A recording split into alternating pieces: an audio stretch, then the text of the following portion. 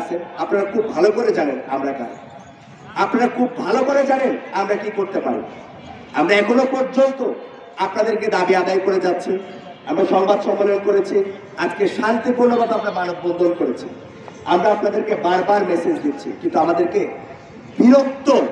আমাদেরকে বাধ্য হতে বাধ্য করবেন না। যদি আমরা বাধ্য হই, এই বাংলার রাজশাহী বিশ্ববিদ্যালয়ে বাংলার মধ্যে আপনারা থাকার জায়গা পাবেন না, পালানোর জায়গায় খুঁজে পাবেন। সুতরাং ফাঁকনামো রাখেন, বেইমানি বিশ্বাসঘাতকতাগুলো রেখে শিক্ষার্থীদের কাতারে আসে। আজকে হলগুলাতে দেখেন, হলগুলার কি বেহাল অবস্থা। আগে যাই ছিল এখনো তাই আছে, হলগুলার কোনো সংস্কার নেই। বিশ্ববিদ্যালয়ে যদি ছাত্র প্রতিনিধিরা যখন আসবে, টিচারদের পাশে যখন থাকবে, তারা এই বিশ্ববিদ্যালয়ের শিক্ষার্থীদের ম্যান্ডেট নিয়ে যেহেতু তারা আসবে, তারা ছাত্র জনতার যে দাবি দেওয়া, একটা রোড ম্যাপের কোন ডেট এবং তারিখ অনুযায়ী কোন জিনিসই বাস্তবায়ন হয় নাই। এই সিন্ডিকেট কি করতেছে, যে সিন্ডিকেটে শিক্ষকদের সম্মতিতে যে রোড ম্যাপ পাস হয়েছে, সেই রোড ম্যাপ অনুযায়ী যখন কাজ হচ্ছে না, সিন্ডিকেট কেন জবাব দিচ্ছে না? এই অতর্ক সিন্ডিকেট রেখে কাজ কি? সিন্ডিকেট যদি শুধু লোক দেখে, এই নির্বাচন কমিশনের এখনো পর্যন্ত অফিসিয়াল কোনো বক্তব্য আমরা দেখতে পাইনি, তাদের কোনো কার্যক্রম আমরা দেখতে পাইনি। বেশ কয়েকদিন আগে একটা সংবাদ সম্মেলন করেছিলাম। সংবাদ সম্মেলন করার পর প্রশাসনিক দপ্তর থেকে আমাদেরকে জানানো হয়েছে আগামী 2 দিনের মধ্যে দেওয়া হবে। দিন দুপুরে বসে এইভাবে মিথ্যা কথা তারা কিভাবে বলতে পারে? এখনো পর্যন্ত আমাদেরকে সেই ভোটার লিস্টটা, ভোটার তালিকাটা আমাদেরকে কোনো দিতে পারেনি। এই প্রশাসনগুলোর যদি লজ্জা থাকতো বিন্দু পরিমাণ, তারাও তো তাদের এই চেহারা নিয়ে শিক্ষার্থীদের সামনে দাঁড়াতো না। এখন একটা বেইমান, তারা ফ্যাসিস্টদের চেয়ে কোনো অংশে কম না। তারা আজকে বিশ্ববিদ্যালয় পরিচালনা করতে পারতেছে না। এটা একদম দিন দুপুরের মতো, আলোর মতো একদম স্বচ্ছই ব্যাপারটা। তারা আজকে বিশ্ববিদ্যালয় পরিচালনা করতে পারতেছে না। বিশ্ববিদ্যালয় এখনো পর্যন্ত নিরাপত্তা জোরদার করতে পারে না। কোন জিনিসটা 5 আগস্টের পরে উল্লেখযোগ্য আর দীর্ঘদিনের সংকট, এখনো পর্যন্ত সেই সংকট নিরসনের জন্য কোন পদক্ষেপ তারা নিছে সেটা আমরা এখনো শুনিনি। অথচ প্রশাসন প্রায় 8 থেকে 9 মাস হয়ে গেছে তারা আজকে এই পদে বহাল। তো যদি এখন বিপ্লব সংগঠিত হয়েছে, এর অন্যতম একটি ছিল প্রতিটি বিশ্ববিদ্যালয়ে শিক্ষা প্রতিষ্ঠানে ছাত্র সংসদ নির্বাচন কার্যকর করা।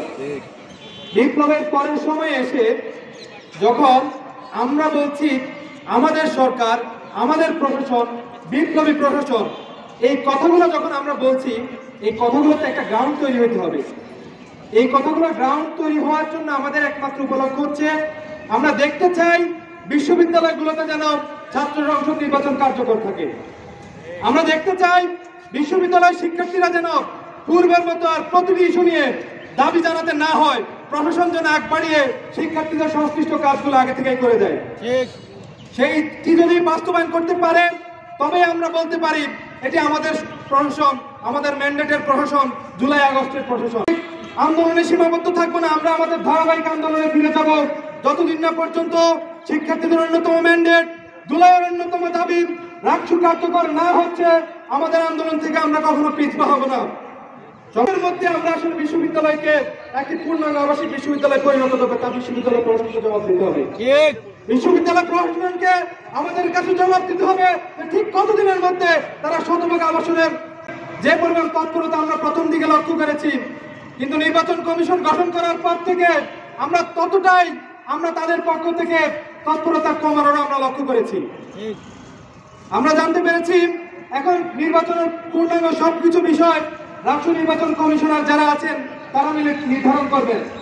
সেই ক্ষেত্রে গত মাসে রাষ্ট্র নির্বাচন কমিশন গঠন করা হলেও এখন পর্যন্ত তারা একটি ফর্মাল মিটিং সম্পন্ন করতে পারে নাই। এর চেয়ে অথর্ব কমিটি আর কি হইতে পারে বলে মনে হয়?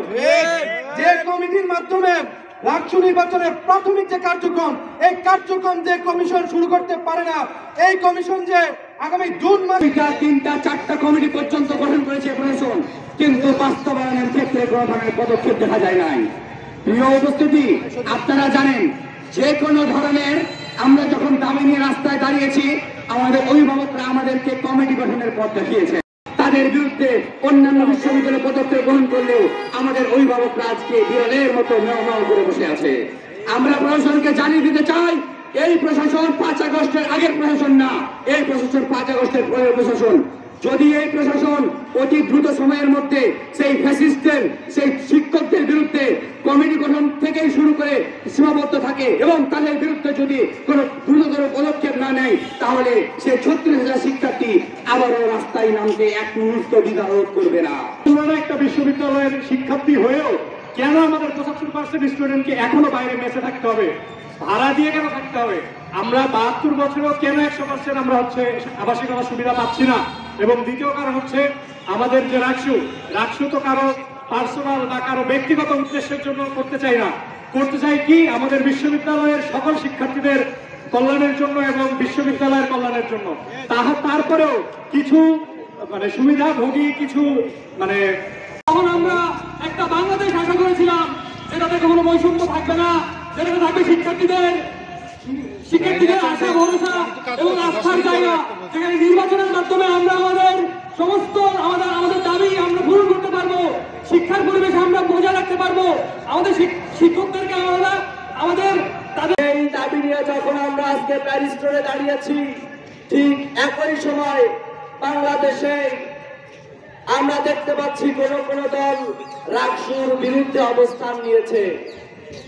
আমরা দেখতে পাচ্ছি যারা রাকসুর বিরুদ্ধে অবস্থান নিয়েছে তারা ঢাকা থেকে দলের নির্দেশনায়, নেতাদের নির্দেশনায় সাধারণ শিক্ষার্থীদের এই আকাঙ্ক্ষার বিরুদ্ধে দাঁড়িয়েছে। আজকের মানববন্ধন থেকে রাজশাহী বিশ্ববিদ্যালয়ের শিক্ষার্থীরা, রাজশাহী বিশ্ববিদ্যালয়ের ছাত্র সংসদ হবে কি হবে না এই সিদ্ধান্ত রাজপথ থেকে, ঢাকা থেকে নয়। আমরা স্পষ্টভাবে বলতে চাই, শিক্ষার্থীরা যেহেতু রাকসু চেয়েছে, রাকসু হবে। আপনারা আমাদের সাথে একাত্মতা চালিয়ে শিক্ষার্থীদের আকাঙ্ক্ষার পাশে দাঁড়াবেন কি দাঁড়াবেন না আপনাদের ব্যাপার। যদি আপনারা আমাদের আকাঙ্ক্ষার বিরুদ্ধে দাঁড়ান, শিক্ষার্থীদের আকাঙ্ক্ষার বিরুদ্ধে দাঁড়ান, তাহলে ফাঁসিবাদী শক্তির মতন আপনাদেরকেও সাধারণ শিক্ষার্থীরা এই 753 ঘর থেকে ছুড়ে ফেলে দেবে। বেশ কয়েকটি পর্যায়ে কার্যক্রমকে ভাগ করা হয়, তার মধ্যে অন্যতম ছিল নির্বাচনী নীতিমালা, রাকসুর নির্বাচনের আচরণ বিধি এবং পরবর্তীতে খসড়া ভোটার তালিকা প্রকাশ করা। এরপরে কার্যক্রম আমরা বাস্তবায়ন হতে দেখিনি। সর্বশেষ তিনি একটি নির্বাচন কমিশন গঠন করে দিয়েছেন, যে নির্বাচন কমিশনকে আমরা মনে করছি হাটুভাঙ্গা নির্বাচন কমিশন। গত 28 তারিখে একটি নির্বাচন কমিশন গঠন করা হলেও আজ পর্যন্ত তারা কোনো বৈঠক সম্পন্ন করতে পারেনি।